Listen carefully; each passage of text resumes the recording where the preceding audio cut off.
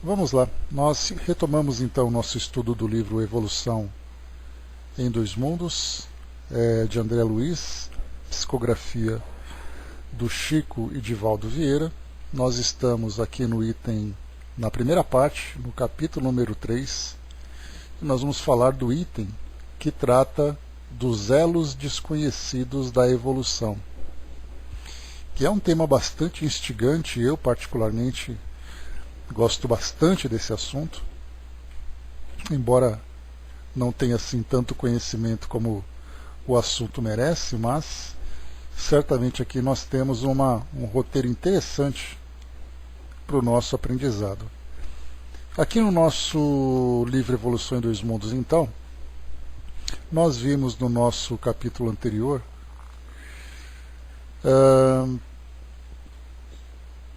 vimos aqui sobre as faixas inaugurais da razão, voltando um pouquinho mais aqui ainda. Nós passamos para a formação das algas, que foi o primeiro tema que nós vimos, avançando um pouco mais dos artrópodos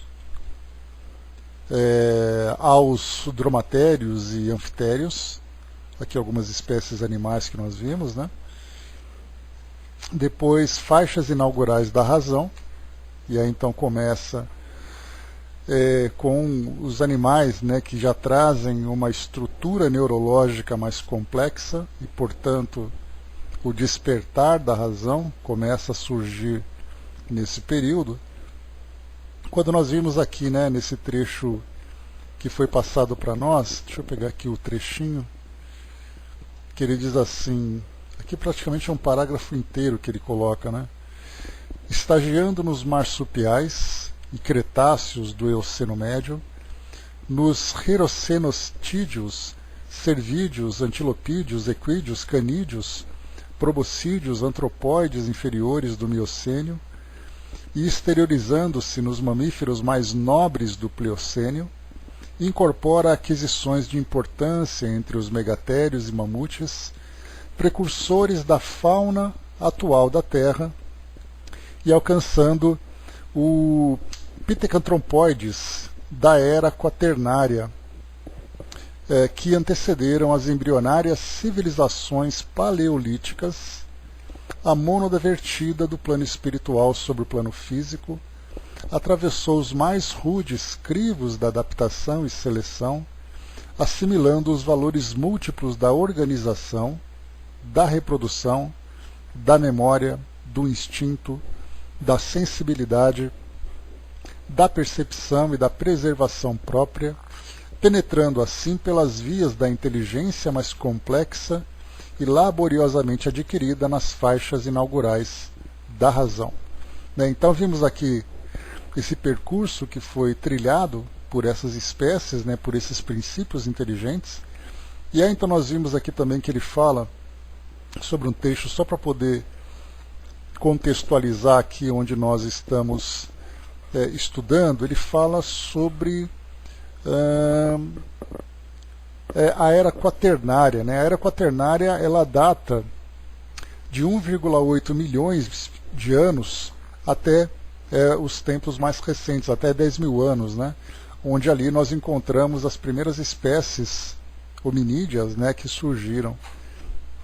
Então, de lá para cá, nós começamos a perceber a evolução da razão.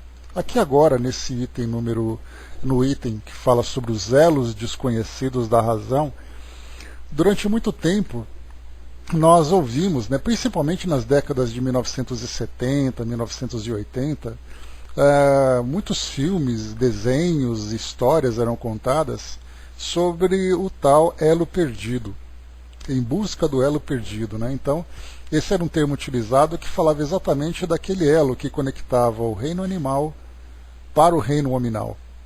Então, esses elos desconhecidos, na verdade, quando nós falamos aqui, lá no começo falava de um elo perdido. Eles queriam saber exatamente qual era a espécie que poderia ser considerada aquela de conexão. E aí, com o passar do tempo, conforme os estudos foram avançando e tudo mais, a nossa visão foi ampliando. E percebendo então várias outras espécies. Eu vou inicialmente, antes de nós entrarmos aqui com André Luiz, eu separei aqui um artigo do do site infoescola.com, que fala sobre os hominídeos, né? Eu, num mini curso que eu fiz, até uma expressão nova é utilizada, né? Hominíneos, e não hominídeos, mas diz o seguinte para nós: o termo hominídeo é utilizado para descrever os humanos e os ancestrais extintos, como os australopitecos. O único representante vivo é o Homo sapiens sapiens. Este grupo encontra-se dentro da ordem dos primatas. Então, quando a gente fala em ordem, é aquela classificação taxonômica, né, que a gente tinha.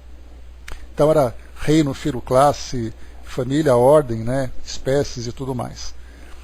As principais características dessa família são a posição ereta e bípede para deslocamento, ou seja, né, ficar em pé e caminhar em duas pernas. Aumento da capacidade craniana, quando comparado aos outros grupos de primatas, e desenvolvimento de dentes pequenos e os caninos não especializados. Posteriormente surgiram também modificações no comportamento, habilidade de desenvolver utensílios para o próprio e específico, para uso próprio e específico a linguagem verbal. Então aqui mostra para nós algumas características desse grupo dos hominídeos, né, que vão então vivenciando essa evolução. Aqui depois ele traz um texto longo, né, falando sobre a análise de fósseis sugere que os primeiros hominídeos surgiram na África por volta de 7 milhões de anos atrás. Os espécimes mais antigos já encontrados foram nomeados de Sahelanthropus tadensis e Ardipithecus cabada, o último datado de 5,8 milhões de anos. Apesar de serem encontrados fósseis de hominídeos nos 5 continentes terrestres, o Australopithecus, que provavelmente teria sucedido essas espécies, só foram encontrados até agora no continente africano, denominando assim a África como o berço da humanidade. O gênero Australopithecus dividiu-se em duas espécies, como Australopithecus anamensis e os Australopithecus afarenses, Australopithecus aethiopicus e Australopithecus boiceis, Australopithecus robustus e Australopithecus africanos. Porém, não se sabe de qual delas teria dado origem ao grupo seguinte, chamado Homo. Então aqui depois ele continua trazendo para nós outras tantas informações sobre essa espécie, né? E aqui no final ele diz assim: o Homo sapiens teve sua origem na África. Acredita que tenha sido originado em duas etapas: o homem anatomicamente moderno e, posteriormente, o homem comportamentalmente moderno. Evolutivamente é possível que o Homo neanderthalis e o Homo sapiens surgiram do mesmo ancestral, o Homo heidelbergensis. Então ele vai falando sobre essas várias ramificações, esses desenvolvimentos que nós encontramos aqui, né? Então essa informação é interessante porque quando o André Luiz, eu estou pegando aqui o site infoescola.com, só para trazer para nós aqui uma visão um pouco mais detalhada sobre esse tema, né? Bom dia, Carol. Então aqui nesse nosso livro, no Evolução em Dois Mundos, nós temos aqui elos desconhecidos da evolução. Nós lembramos que quando Kardec apresentou para nós o Livro dos Espíritos, e na primeira versão, havia de fato uma informação dos espíritos dizendo que o homem, o espírito humano, tinha sido criado, isso, bom trabalho aí, Carol. O homem tinha sido criado, o espírito humano tinha sido criado de uma forma diferente do espírito dos animais. Mas depois, em 1861 ou 62, né, quando surgiu ali a segunda versão do Livro dos Espíritos, a informação foi corrigida. Isso porque em 1859 Charles Darwin trouxe para nós A Evolução das Espécies. Aquele livro importante, né, que foi um marco para o estudo científico da evolução do espírito humano. E aí então do homem como um todo, né? E aí então os espíritos fizeram essa correção, mostrando sobre essa evolução. E o detalhe foi que quando surgiu essa informação, tanto do Livro dos Espíritos, trazendo para nós um caminho diferente ali,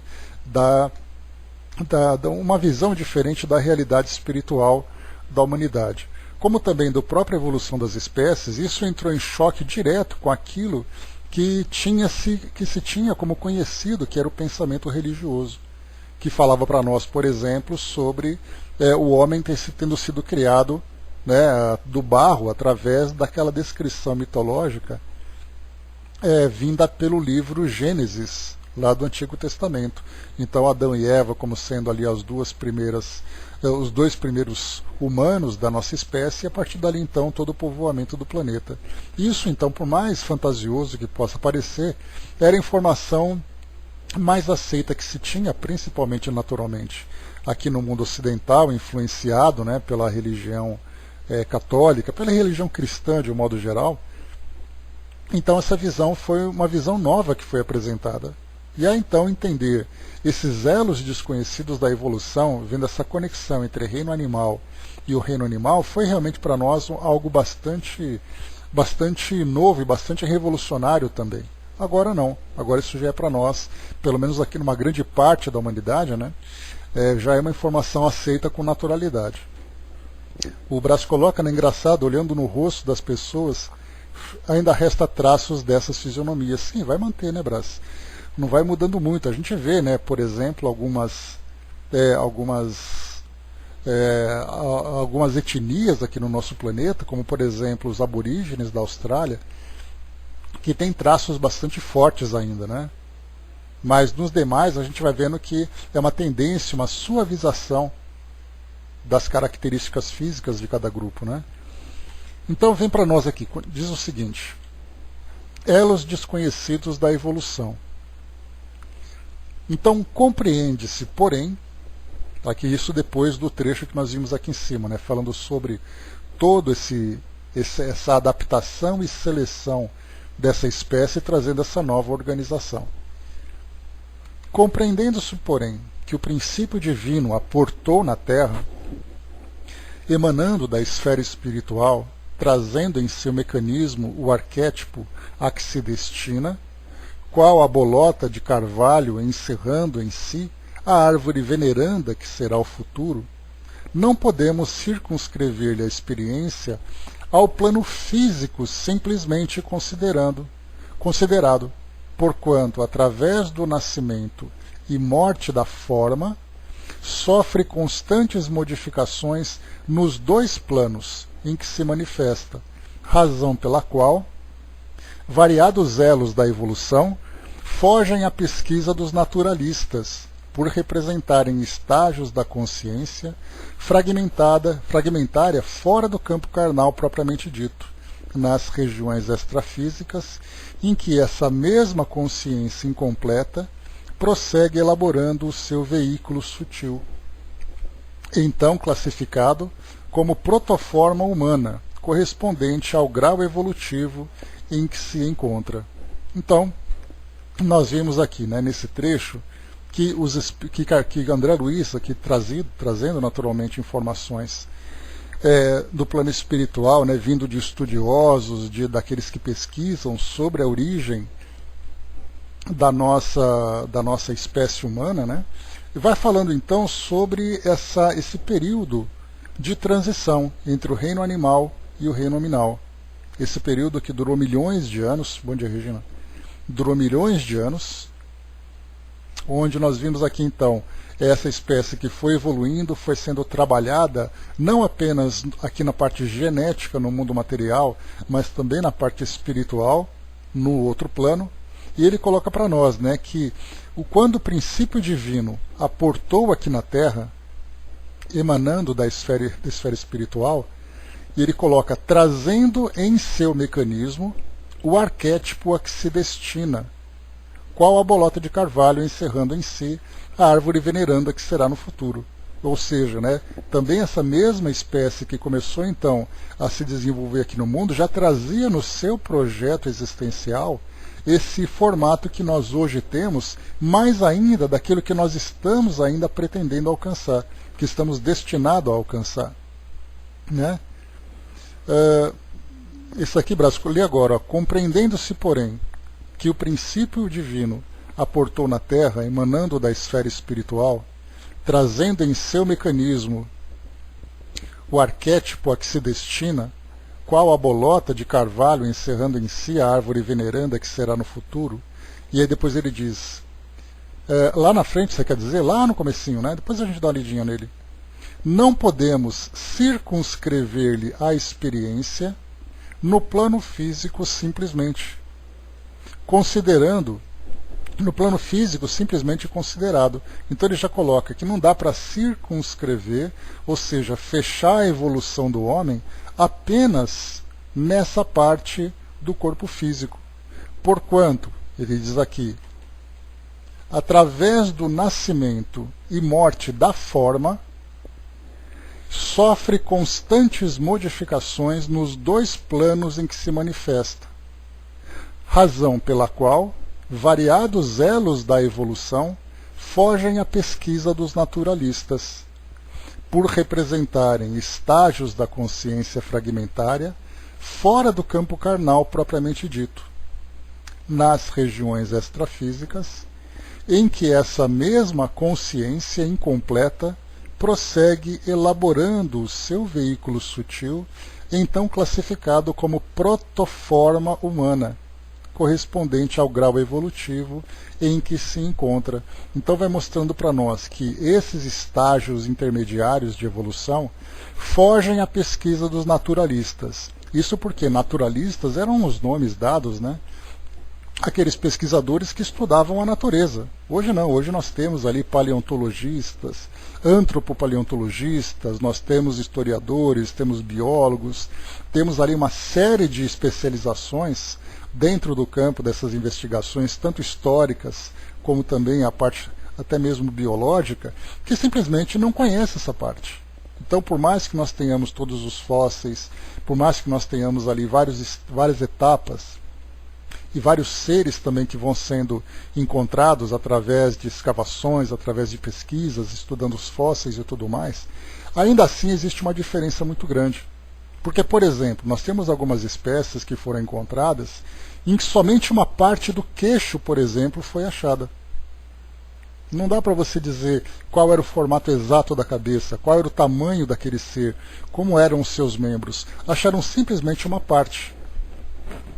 Porque é muito difícil, depois de milhões de anos, e nós falamos de milhões de fato, nós encontrarmos numa escavação aquele corpo que foi, por exemplo, remexido pela terra, que foi enterrado, que foi comprimido, que foi depois fossilizado, né, se tornando ali quase que um pedaço de pedra, de rocha, e aí depois encontrar ele num formato perfeito, num formato ideal.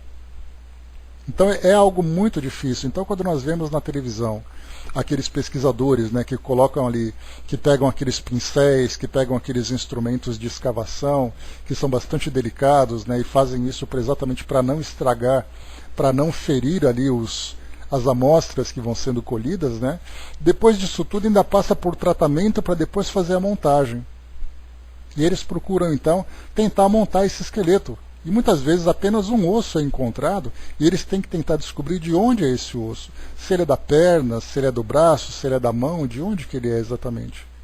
É muito difícil. Então quando nós falamos da nossa ciência, ela é bastante limitada nesse sentido para estudar essas espécies antigas. Então nós vamos ali fazendo essas junções, da mesma forma que eu trouxe para vocês no último encontro em que nós estudamos esse livro, aquele detalhe, né, daquele foramen que existe bem na base do crânio, onde a coluna se encaixa. Então nós temos algumas espécies em que esse foramen fica embaixo, isso mostra que ele fica em pé e a cabeça sustentada por essa coluna, e nós temos aquele outro caso em que o foramen fica um pouco mais na nuca.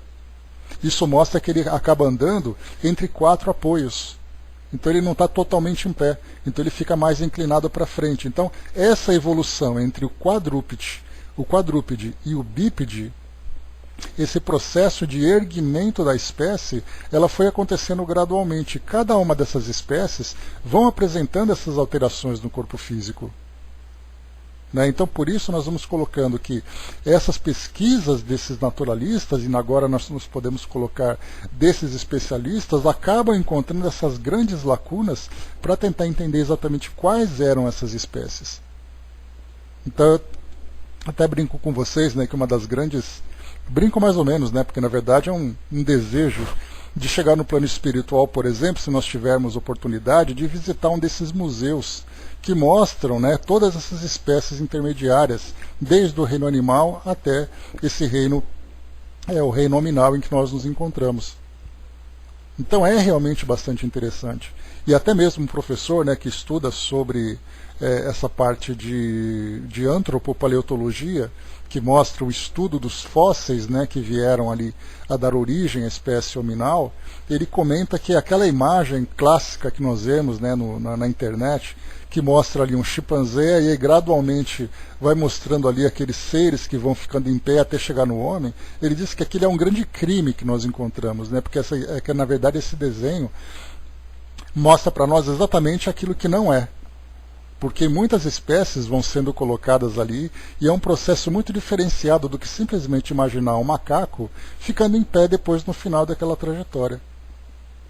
Então, esses estágios de consciência fragmentária fora do campo carnal, isso não pode ser estudado, porque o que nós vemos ali através desses fósseis são elementos materiais, elementos físicos. Mas a pergunta é, como será que se comportavam esses seres?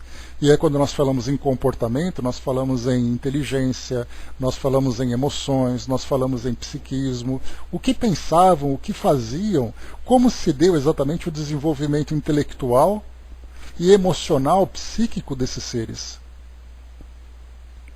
Tudo isso para nós é de grande importância, né? E até mesmo esse processo, né, Brás, como isso aconteceu, desses primatas que começaram a explorar ali aqueles campos mais planos e, portanto, eles precisavam, né, dessa adaptação nesse novo local para poder ver mais longe, para se proteger e tudo mais, né? Então tudo isso faz parte desse processo.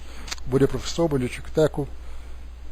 E depois ele coloca aqui também, né, que nas regiões extrafísicas. E aí então nós vamos recorrer aqui ao Livro dos Espíritos, na questão número 607, que coloca assim, que Kardec diz assim: ficou dito que a alma do homem, em sua origem, assemelha-se ao estado de infância da vida corpórea, que a sua inteligência apenas desponta e que ela ensaia para a vida.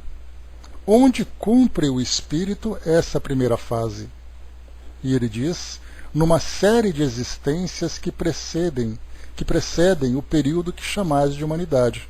E aí então, quando foi dito isso para Kardec, lá no século XIX, que em espécies que precedem o período de humanidade, sem dúvida isso era bastante curioso, porque os fósseis naquela época estavam começando a ser descobertos.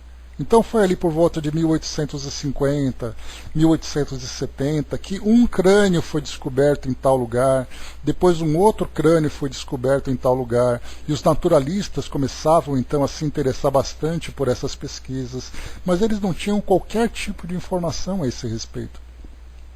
Porque um fóssil podia ser ele simplesmente um animal desconhecido.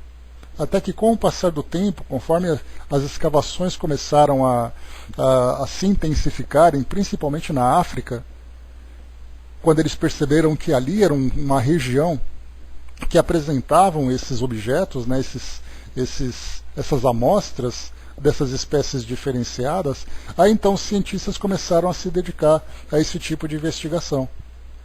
Mas até então, na época em que essa informação chegou para Kardec, que a alma do homem se desenvolveu numa série de existências que precedem o período que chamamos de humanidade, para ele era uma novidade. Para nós, não. Hoje nós podemos ver, principalmente nós que somos estudantes da doutrina, nós podemos entender que cada espécie dessa no passado foi demonstrando também estágios evolutivos do próprio princípio inteligente. Kardec, ainda na questão 607, ele pergunta: Parece assim que a alma teria sido o princípio inteligente dos seres inferiores da criação. A alma, quando ele fala alma aqui, ele se refere à alma humana, já que anteriormente os espíritos disseram que os animais têm uma espécie de alma. Então nós consideramos esse termo alma como sendo o espírito humano formado já. Então ele diz assim: parece assim que a alma teria sido o princípio inteligente dos seres inferiores da criação. E os espíritos respondem: não dissemos que tudo se encadeia na natureza e tende à unidade? É nesses seres que estais longe de conhecer inteiramente que o princípio inteligente se elabora, se individualiza pouco a pouco e ensaia para a vida, como dissemos. É, de certa maneira, um trabalho preparatório, como o de germinação, em seguida ao qual o princípio inteligente sofre uma transformação e se torna espírito. Aí ele chama de espírito, então, aqui, né, o ser formado. É então que começa para ele o período de humanidade, e com este a consciência do seu futuro, a distinção do bem e do mal e a responsabilidade dos seus atos. Como depois do período da infância vem o da adolescência, depois o da juventude e por fim a idade madura. Nada há de resto nessa origem que deva humilhar o homem.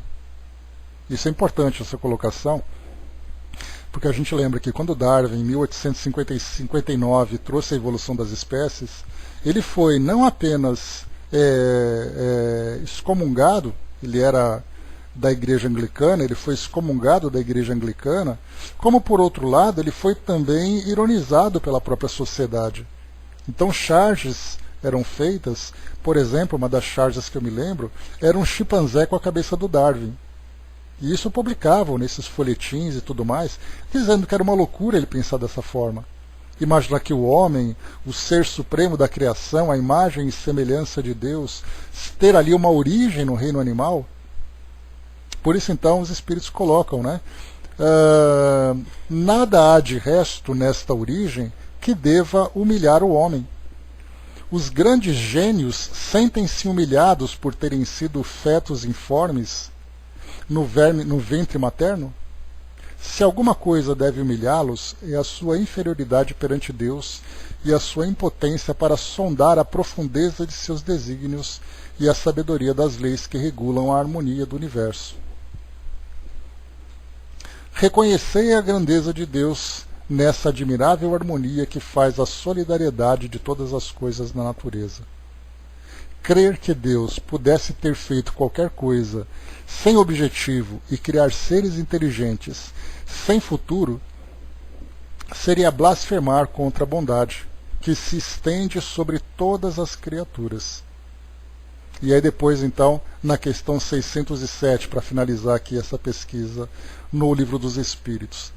Esse período de humanidade começa sobre a nossa Terra, e ele coloca: a Terra não é o ponto de partida da primeira encarnação humana. O período de humanidade começa, em geral, nos mundos ainda mais inferiores. Essa, entretanto, não é uma regra absoluta que poderia acontecer que um espírito, desde o seu início humano, esteja apto a viver na Terra. Esse caso não é frequente e seria antes uma exceção. Então, quando é trazido para nós essa ideia sobre onde nós iniciamos a nossa evolução, de que forma aconteceu essa evolução, em que mundo isso se deu, então, na verdade, nós temos aqui que, da mesma forma que hoje nós temos o nosso planeta sendo ascendido a uma condição de planeta regenerado, antes disso nós tivemos o planeta de provas e expiações, que na verdade nós estamos saindo de provas e expiações para a regeneração. Então, quando nós estudamos no Livro dos Espíritos, que fala sobre mundos primitivos, e nós tentamos imaginar quais as características desses mundos, onde eles estão, como se dá a evolução nesses locais, basta a gente voltar no tempo e perceber que o nosso próprio planeta também foi um mundo primitivo. Hoje não mais. Hoje nós percebemos que a nossa condição humana, embora tenhamos ainda as nossas imperfeições morais, as nossas limitações intelectuais, nós já chegamos no estágio em que o espírito pode se desenvolver com mais facilidade. Mas nem por isso outros espíritos deixam de ser criados por esse mesmo processo evolutivo. Então, se nós temos aqui as várias espécies em que o princípio inteligente passa por essa elaboração, nessa fase em que esse princípio começa então a se tornar agora mais semelhante ao homem, esse processo agora se dá em ambientes diferentes do nosso, não mais aqui no nosso planeta. Porque ou aqui nós temos o reino animal, ou aqui nós temos o reino hominal. Esse reino intermediário entre esses dois grupos já não acontece mais aqui no nosso mundo. Então tem bastante coisa aí para nós especularmos, para nós imaginarmos, né? De que forma que isso aconteceu.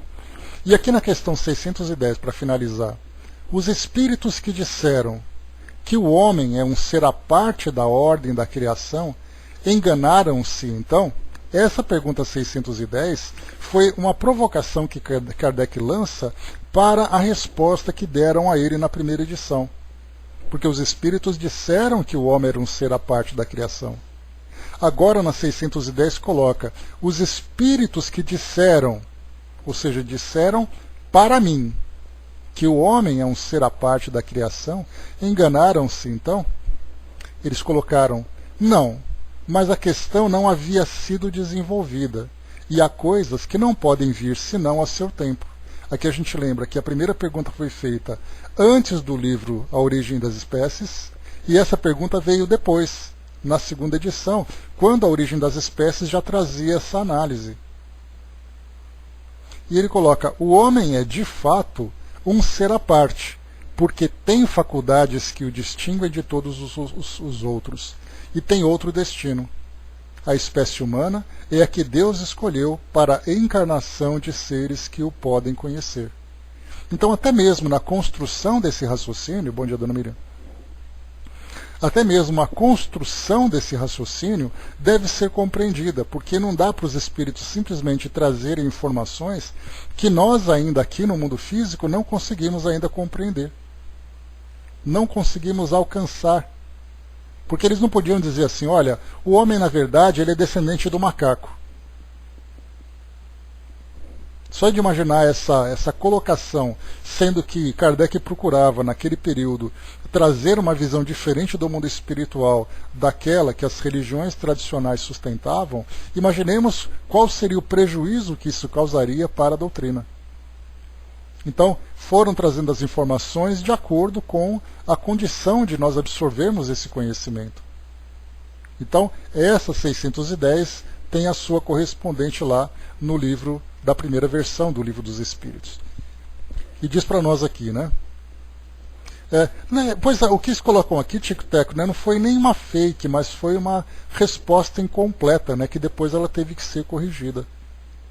Mas a gente vê assim que é um precedente interessante de perceber que numa obra você tem ali uma informação, na outra essa informação é corrigida. Então são dois pontos importantes que nós vemos assim, dos espíritos trazerem uma informação e depois essa informação ser corrigida. Primeiro sobre a própria origem do espírito humano.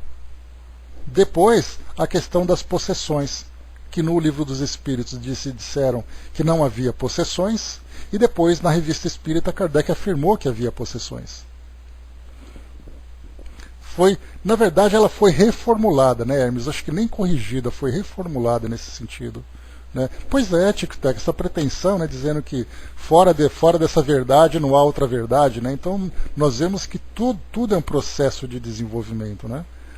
E somos mesmo, né, Namani? Não dá para querer colocar tudo, ainda mais naquela época, como eu falei. Se Kardec lançasse essa informação sem que tivesse um outro estudo, sem que tivesse alguma coisa que desse uma linha de raciocínio diferente, a doutrina espírita seria ali rechaçada, né? Mas aí então, com o tempo, os espíritos disseram, tá vendo? Chegou o momento, agora é assim. Vamos lá, continuando. Evolução no tempo. É o próximo item aqui do nosso Evolução em Dois Mundos. Vamos lá. É assim que dos organismos monocelulares aos organismos complexos, ou seja, monocelulares eram aqueles primeiros, as moneras que nós estudamos, né, a ameba, por exemplo, e outros algas, por exemplo, que também eram monocelulares, né, aos organismos complexos, nas suas mais variadas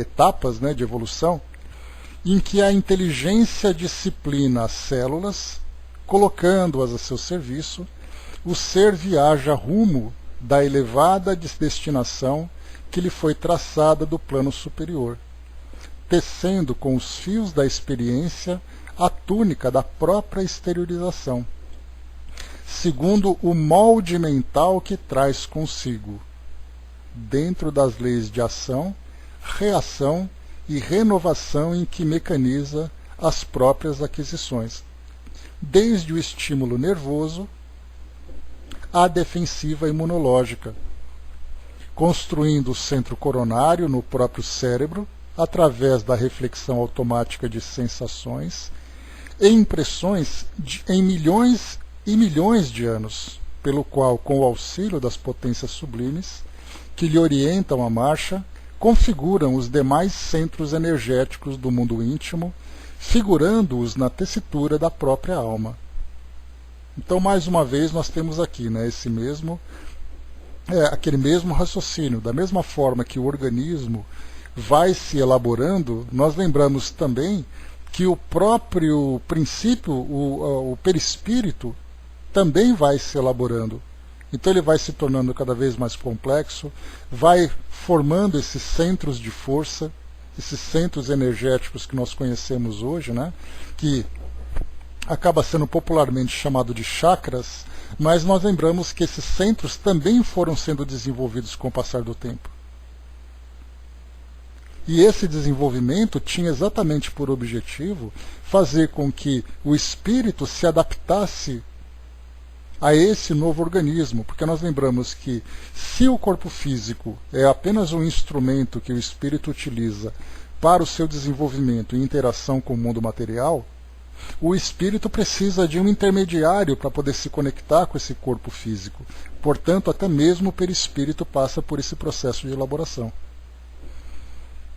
E ele continua: contudo, para alcançar a idade da razão, com o título de homem, dotado de raciocínio e discernimento, o ser, automatizado em seus impulsos, na romagem para o reino angélico, despendeu para chegar aos primórdios da época quaternária, em que a civilização elementar dos Silks denuncia algum primor de técnica, nada menos que 1,5 bilhão de anos.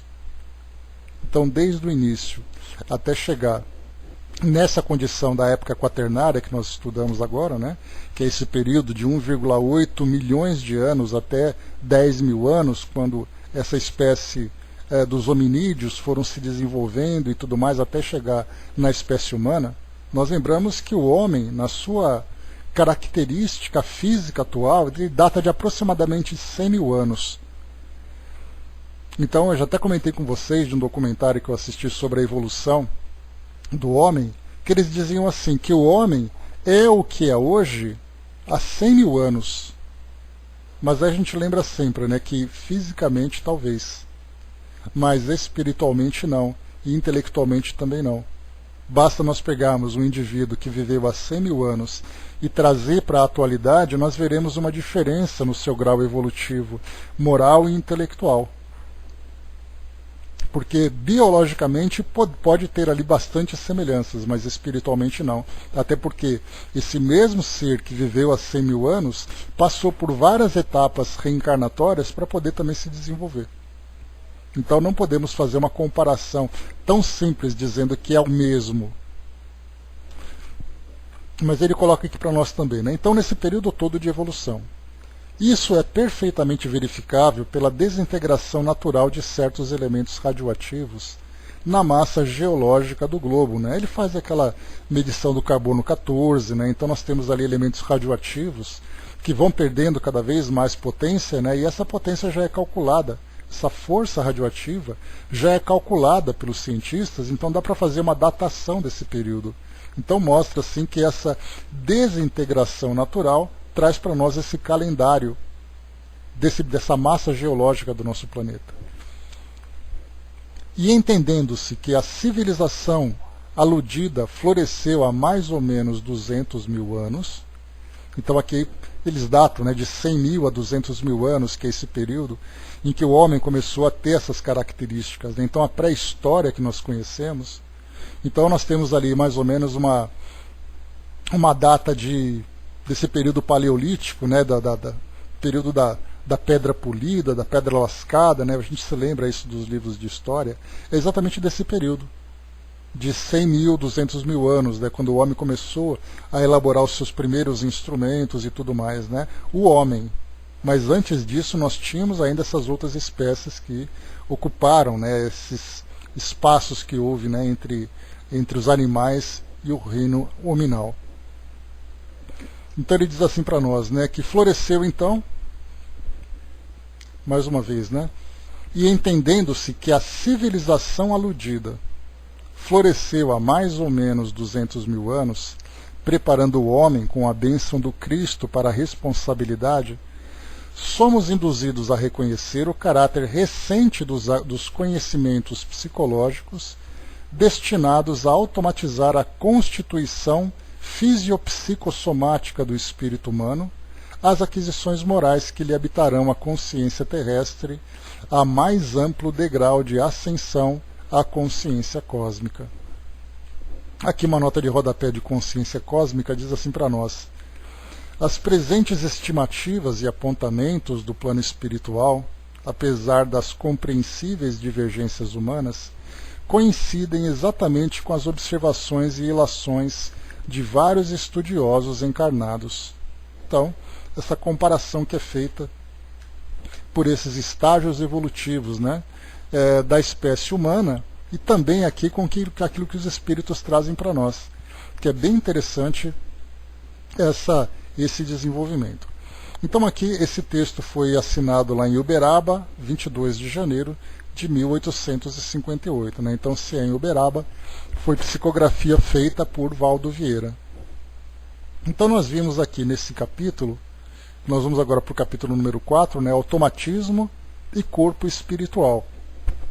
Então nós vimos anteriormente de que forma que o princípio inteligente se desenvolveu, desde o início da sua jornada até chegar na condição humana. Então, passando por esses bilhões de anos, né, esse 1,5 bilhões de anos que foi trazido para nós por André Luiz, foi quando as primeiras espécies surgiram.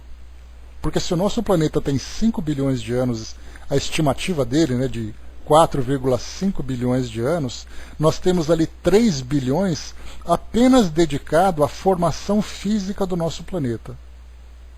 Apenas a formação física. Depois, então, começaram a vir aquelas primeiras mônadas, como nós vimos, né, que trouxe aqueles seres mais primitivos, monocelulares. Primeiro vieram os vírus, nós lembramos, né? Chegamos até a ler um artigo sobre os vírus. Bom dia, André. A ler um artigo sobre os vírus que falava para nós, né, que eles nem sequer poderiam ainda ser considerados como seres vivos. Eles apenas formavam ali uma cadeia proteica, e essa cadeia, então, através de uma célula viva, era capaz de se reproduzir, antes ainda de unicelulares, Hermes. Porque, como nós vimos, os vírus, nem seres vivos podem ser considerados. Alguns autores divergem sobre isso, né? Um grupo diz que sim, eles são vivos, porque eles são capazes de se reproduzir, apesar da condição de parasitas, né? E outros dizem que eles não são seres vivos, mas são apenas ali um conjunto de códigos que fazem com que haja essa reprodução. Então ainda tem essa dúvida, se eles são ou se não são. Mas o que nós sabemos é que a classificação dos seres vivos começa exatamente nesses seres unicelulares.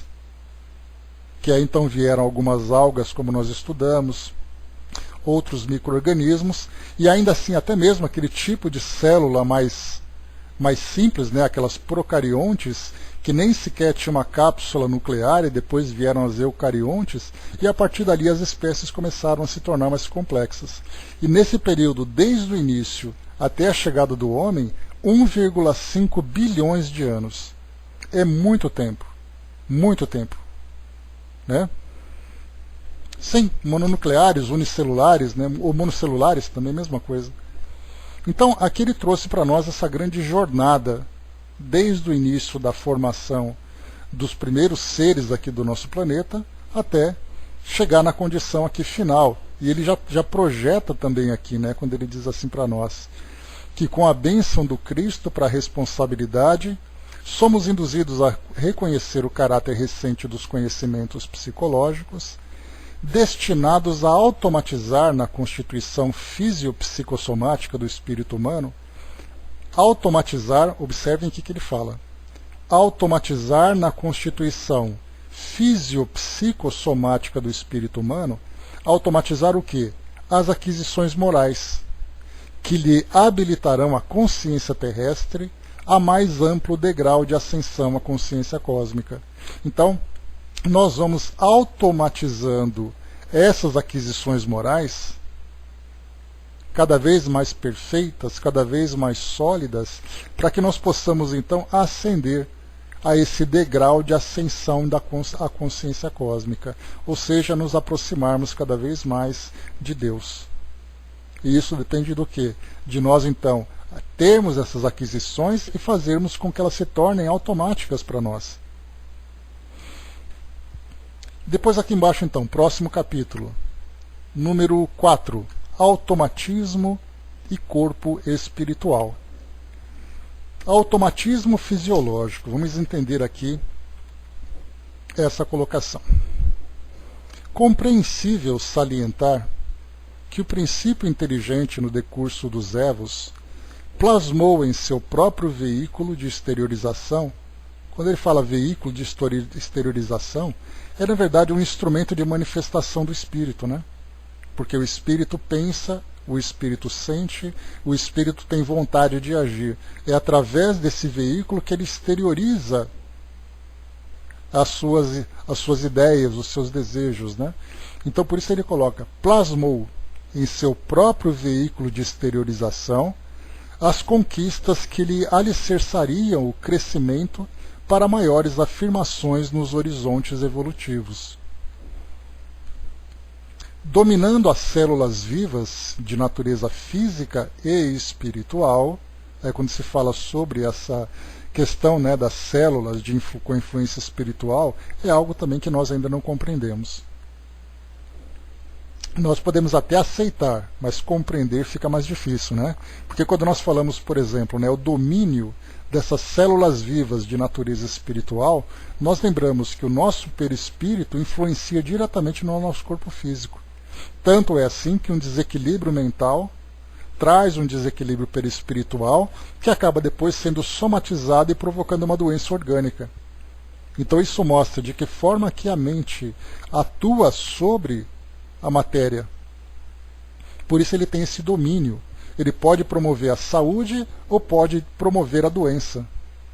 É um controle que ele tem. Embora nós não tenhamos nem sempre, né, consciência disso, isso acontece de uma forma quase que mecânica e até mesmo inconsciente muitas vezes, porque o indivíduo não quer ser doente, ele se torna doente. E é através dessa falta de controle dos seus pensamentos e de suas emoções.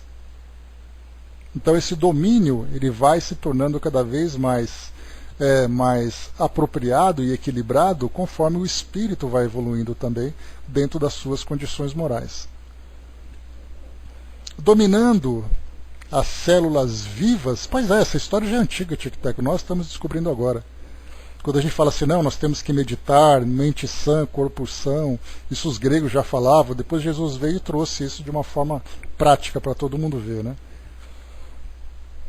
Dominando as células vivas de natureza física e espiritual, como que empalmando-as ao seu próprio serviço, de modo a senhorear a possibilidades mais amplas de expansão e progresso, sofre no plano terrestre e no plano extraterrestre as profundas experiências que lhe facultarão, no bojo do tempo, o automatismo fisiológico, pelo qual, sem qualquer obstáculo, executa todos os atos primários de manutenção, preservação e renovação da própria vida.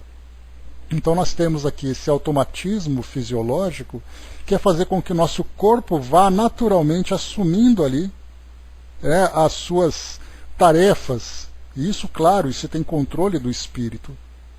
Então ele vai fazendo o quê?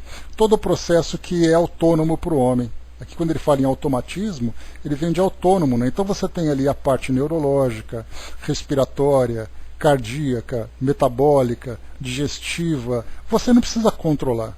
Tudo isso acontece de uma forma automática. E nós vemos então que não basta apenas o organismo biológico evoluir, se desenvolver. Ele tem que também se desenvolver no sentido de ter esse controle. O que é óbvio, é uma coisa absolutamente natural para o nosso entendimento. Se o corpo físico vai se desenvolvendo, ele se desenvolve exatamente porque ele tem esse controle. Mas a gente lembra que esse controle parte principalmente do princípio inteligente. E aí então ele executa, como é colocado para nós, os atos primários de manutenção e preservação e renovação da própria vida. Então, naturalmente, o corpo vai se mantendo. Atividades reflexas do inconsciente. Vamos lá. Sabemos que em nos propondo aprender a ler e escrever, antes de tudo nos consagramos à empresa difícil de assimilação do alfabeto e da escrita, consumindo energia cerebral e coordenando o movimento dos olhos, dos lábios e das mãos, em múltiplas fases de atenção e trabalho, de maneira a superar nossas próprias inibições, para depois conseguirmos ler e escrever mecanicamente, sem qualquer esforço, a não ser aquele que se refere à absorção, comunicação ou materialização do pensamento lido ou escrito, porquanto a leitura e a grafia ter-se-ão tornado automáticas na esfera de nossa atividade mental.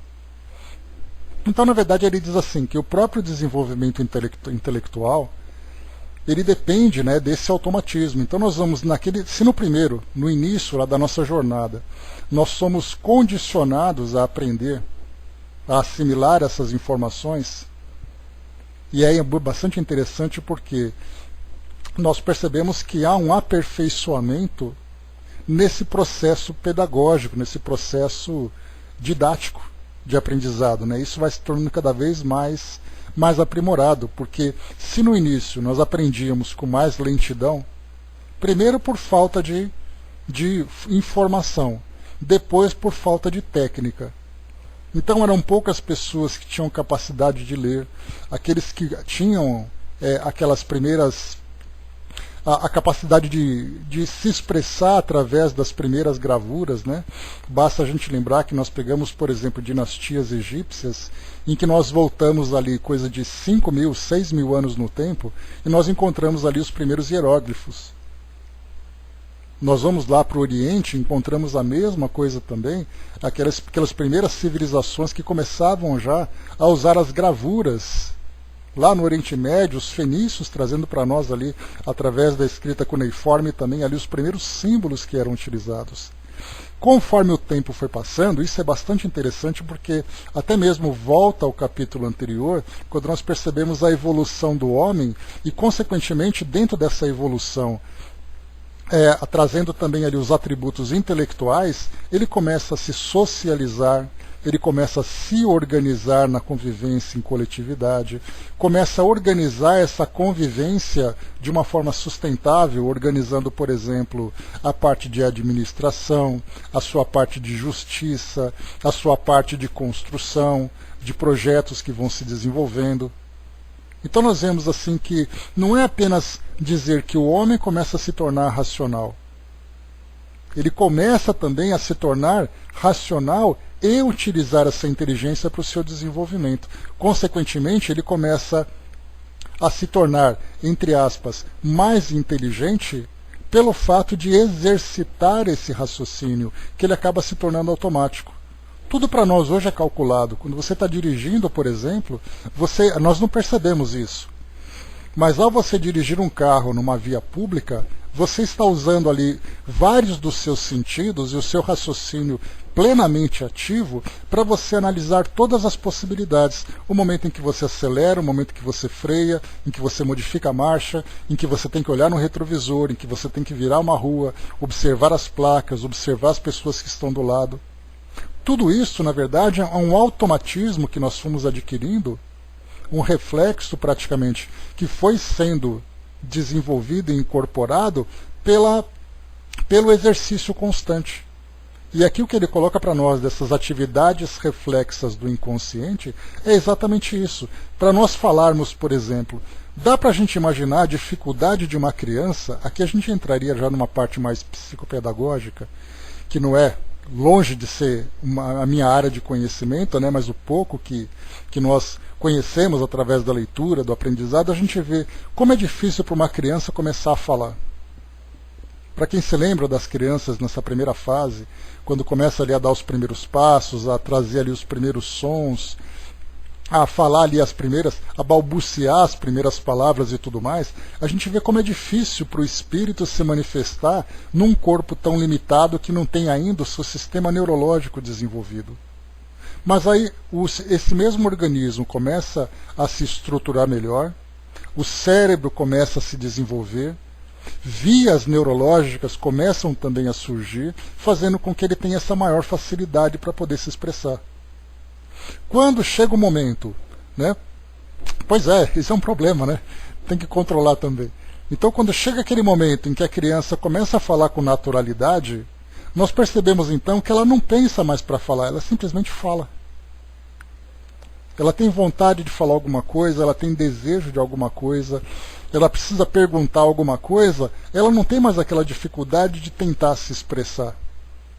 E aí, conforme nós vamos então nos desenvolvendo, através da escrita, através da leitura, através da fala e tudo mais, tudo isso é parte de um processo.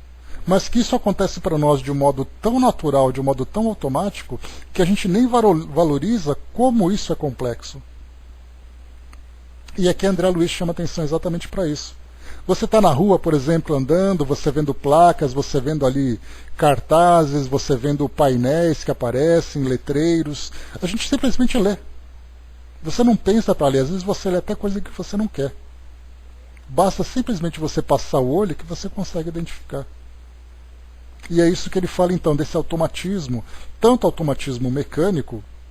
Eu me lembro que na faculdade eu estudei psicomotricidade, e aí falava exatamente do desenvolvimento motor acompanhando o desenvolvimento psíquico, o desenvolvimento neurológico.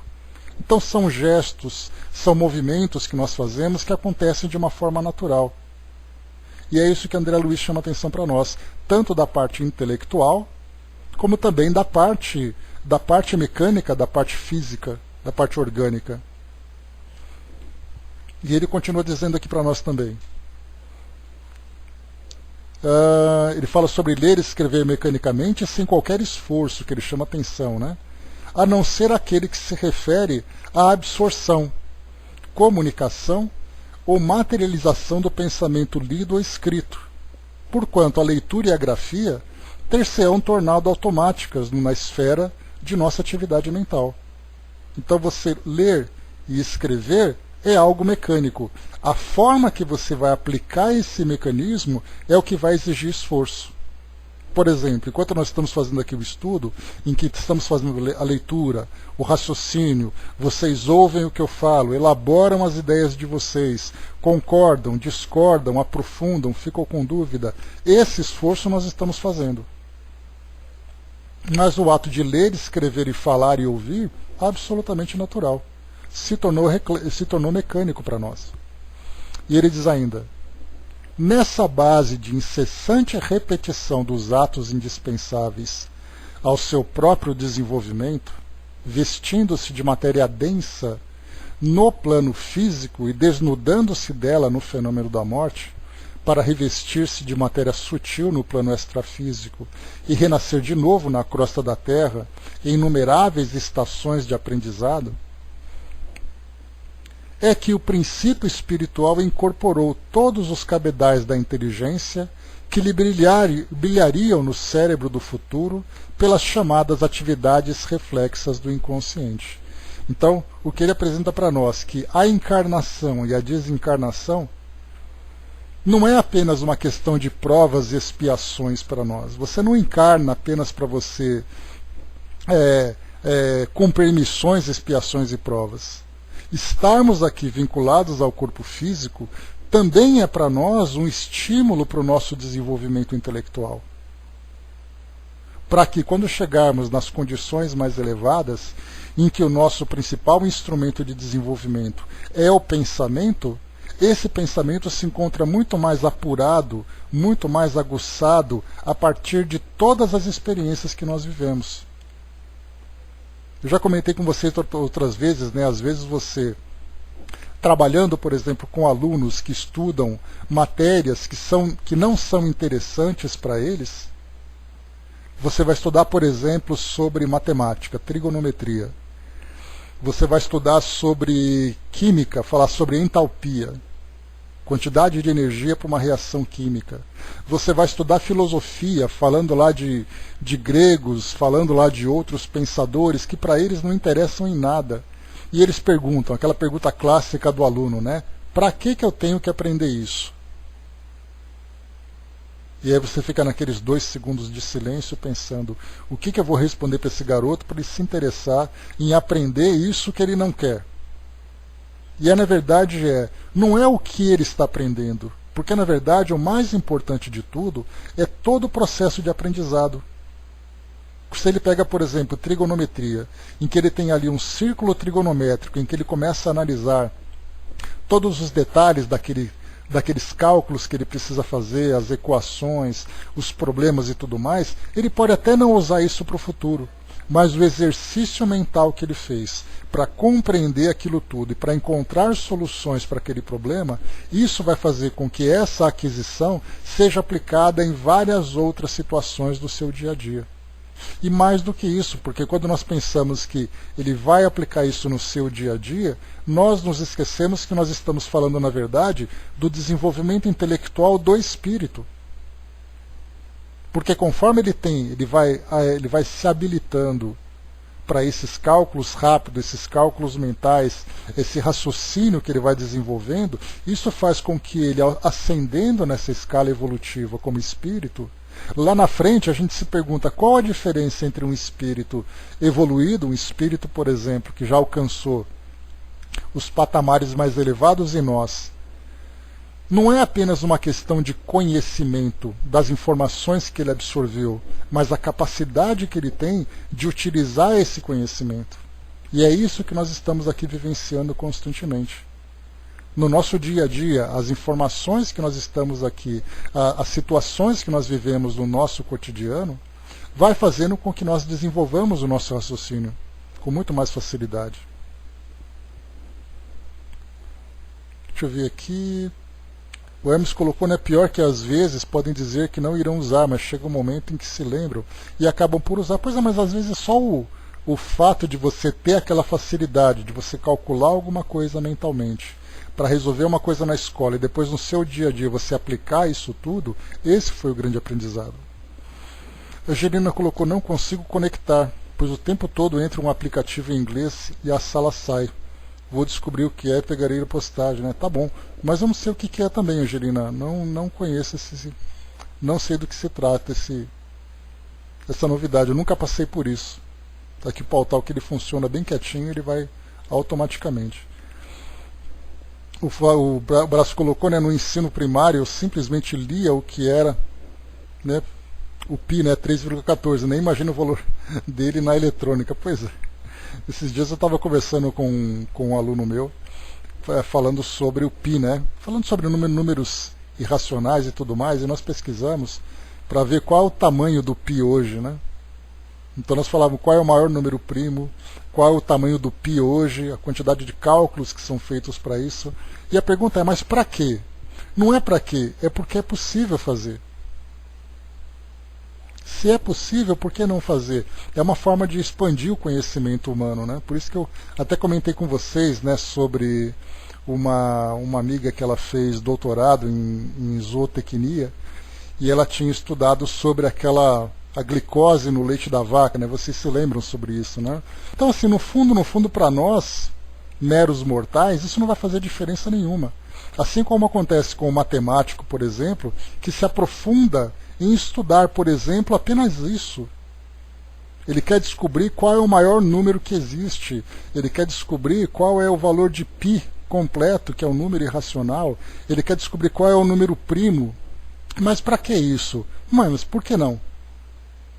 Porque exatamente ali não é a descoberta em si. O tamanho dele não vai fazer diferença.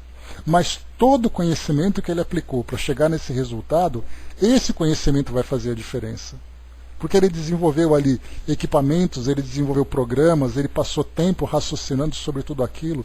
O seu cérebro estava em constante movimento, simplesmente para poder descobrir isso. É aquela história que a gente coloca, né? Muitas vezes uma viagem de turismo, o mais importante não é o local para onde você vai, mas é o caminho que você faz para chegar até ele, que é a parte mais interessante.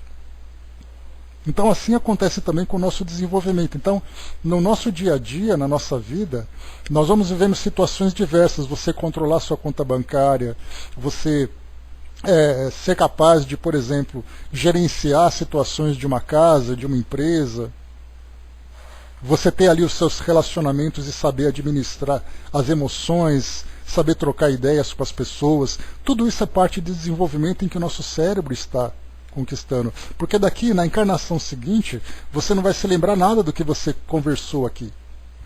Tudo que você viveu no seu dia a dia. Mas a experiência que você adquiriu servirá para você hoje. Aquilo que nós vivemos hoje, por exemplo, tudo que nós fazemos da nossa vida, no nosso trabalho, nos nossos relacionamentos e tudo mais, se ele hoje é de uma forma mais equilibrada, é porque durante todas as nossas existências anteriores, esses processos foram se desenvolvendo. Eu não sei quem eu fui ou o que eu fiz há 4 encarnações. Se eu fiz bem, se eu fiz mal, se eu vivi aqui, se eu vivi em outro continente, eu não sei. Mas eu sei que esse indivíduo que eu sou hoje é resultado dessas experiências anteriores. A capacidade intelectual, os valores que foram desenvolvidos, que certamente ainda tem muita coisa para poder trabalhar, mas tudo isso que eu tenho hoje foram aquisições do passado. E isso é importante para mostrar exatamente aquele comentário que eu trouxe para vocês. Naquele documentário que foi apresentado dizendo que o homem surgiu há 100, 200 mil anos, que aquele mesmo homem é o homem de hoje, biologicamente sim. Mas a diferença psicológica, intelectual e moral daquele homem de 100 mil anos e esse que sou eu hoje é muito diferente, porque as experiências que eu fui vivendo de lá para cá, através desse processo reencarnatório, foi fazendo com que eu adquirisse toda essa bagagem e conseguisse desenvolver, né, me desenvolver intelectualmente, moralmente e psicologicamente, fazendo com que eu me distanciasse significativamente daquele indivíduo para aquilo que eu sou hoje. E certamente daqui a 10 mil anos, por exemplo, serei um indivíduo completamente diferente. Por quê? Não é simplesmente porque eu cresci, evoluí espiritualmente. Falar que você evoluiu espiritualmente é você simplificar mais. Você se esquece do processo. Porque evoluir, a gente imagina assim, aquilo que eu sou hoje e aquilo que eu sou depois. Mas e tudo que eu vivi entre uma ponta e outra? Aquilo que eu fui passando de experiências, acertando e errando, aprendendo. Aí eu posso dizer, sim, eu evoluí. Evoluí porque eu consegui lidar com todas as experiências que foram sendo apresentadas. E isso é brilhante da gente começar a olhar por essa perspectiva.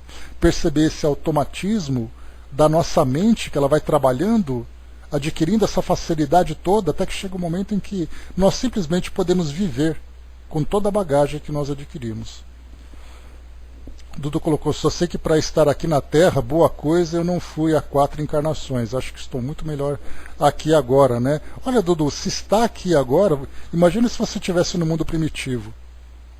Certamente seria muito pior. Então, se nós estamos aqui agora, é porque é a escola que nós temos que estar. Isso é que é importante a gente colocar, né?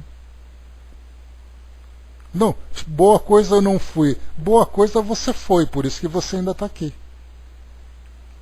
A gente tem essa coisa de ficar olhando para frente, né? De pensar assim, né? É aquela criança que está na escola e ela pensa assim, né? Ah, não vejo a hora de sair daqui para ir para a faculdade. Ou seja, ela quer dar um salto que ela não tem a capacidade ainda. Então, primeiro, ela precisa passar por todos os anos, todos os dias na escola, gradualmente, e esperar com naturalidade que chegue o período em que ela passa para o curso superior. Mas não adianta a gente querer dar um salto. Então, nós estamos aqui agora por merecimento.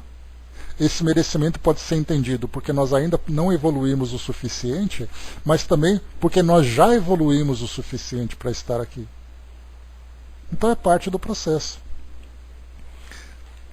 O Braço colocou em uma regressão de memória, a gente acha que tudo foi filmado no Cosmos, pois é. E aqui então, para finalizar, pessoal, nós fechamos então aqui esse primeiro item desse capítulo. Atividades reflexas do inconsciente que nós lemos, né? Então a primeira parte foi automatismo fisiológico, o nosso próprio corpo vai então adquirindo essa capacidade de ter esse automatismo, de gerenciar o funcionamento do corpo de uma forma automática, condicionada. E aqui atividades reflexas do inconsciente, a gente sai do corpo e vai para a mente. A mente também vai adquirindo essa habilidade, essa facilidade toda. O nosso próximo aqui nós temos René Descartes, que vai trazer aqui a teoria de René Descartes, teoria dos espíritos animais, né? Veremos sobre isso. Depois automatismo e herança, é o nosso próximo item. E depois evolução dos princípios cosmocinéticos. Então, esses são os temas do nosso próximo encontro. Então, finalizando por aqui, pessoal, o nosso estudo de hoje. Passou rápido, né? Parece que começou agora o estudo. Vimos aqui, então, bastante coisa bacana, né? Para ver de que forma que o ser evoluiu, de que forma que nós vamos adquirindo todo esse conhecimento. Vimos o processo automático, natural, que faz com que nós nos desenvolvamos desde aquele período mais antigo até o período que nós somos hoje. Vimos as espécies anteriores. E um grande enigma que nós temos, né, é que a respeito do espírito humano, a pergunta é, né, quando exatamente nós nos individualizamos? Quando nós podemos dizer assim, a partir daquele momento, eu sou eu? Porque existe aquela ideia, né, que no passado eu fui um lobo e esse lobo evoluiu e esse lobo se tornou aquilo que eu sou hoje. E na verdade nós temos uma individualização. Nós não sabemos como se dá essa individualização, quais são os valores agregados no espírito, como acontece esse agregamento de valores, onde isso acontece, durante quanto tempo isso acontece. Isso tudo são mistérios que simplesmente não conhecemos. Mas a pergunta fica, né? Eu, como esse ser espiritual que eu sou hoje, eu comecei a existir quando exatamente? Qual foi ali o momento em que eu pude dizer que eu já estava pronto para começar a evoluir? Pois é, 1 milhão e mais um pouco ainda, né? Então, bastante coisa. Amanhã a gente continua assim, né, Moni? Tá? Amanhã continua esse mesmo livro.